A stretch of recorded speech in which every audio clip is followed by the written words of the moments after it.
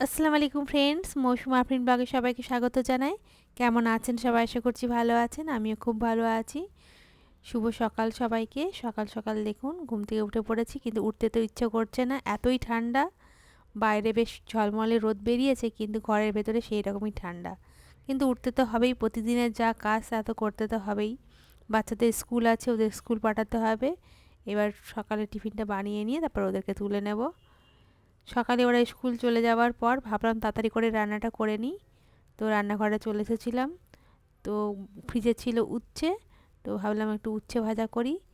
এখানে উচ্ছে ভাজা করছি, উচ্ছেটা শুধু আমার জন্যই ভাজা করছি। বাচ্চারা উচ্ছে খেতে একদমই পছন্দ করে না, তাই আমার জন্যই ভাজছি। এই উচ্ছের মধ্যে দিয়ে দিলাম একটু পেঁয়াজ আর কাঁচা লঙ্কা। বেশ ঝাল ঝাল লাগলে গরম গরম ভাতে কিন্তু খেতে খুবই ভালো লাগে। আর ছিল বরবটি, তো বরবটি, আলু, পেঁয়াজ, কাঁচা লঙ্কা দিয়ে এটাও একটু ভাজা ভাজা করে নেব। আর বাচ্চাদের জন্য একটু ডিমের ঝোল বানিয়ে নেব। তো ওদের ডিমের ঝোল হলে হয়ে যাবে। আর এদিকে আমার ঘরে সমস্ত কাজকর্ম হয়ে গেছে। আজকে হলো 24শে ডিসেম্বর। দেখুন সময়টা কিভাবে যে পেরিয়ে যাচ্ছে তা বোঝাই যায় না। যদি এমন হতো আমরা হাতের মধ্যে সময়টাকে ধরে রাখতে পারতাম। কত কিছু না করার বাকি ছিল, কিছুই হলো না, সময় পেরিয়ে গেল। দেখি সামনের বছর আবার সেইগুলোকে পূর্ণ করার চেষ্টা করব।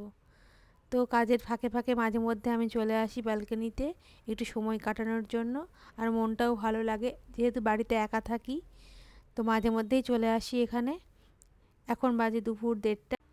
আমার লাঞ্চ করা হয়ে গেছে। লাঞ্চ সেরে আমি ব্যালকনিতে চলে এসেছিলাম।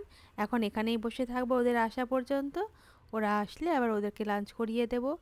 তো এখনের মতো এখানেই ব্লগটা শেষ করছি। আবার অন্য একটা ব্লগ নিয়ে আবার আসবো। ততক্ষণ ভালো থাকবেন, সুস্থ থাকবেন, আবার দেখা হবে। টাটা।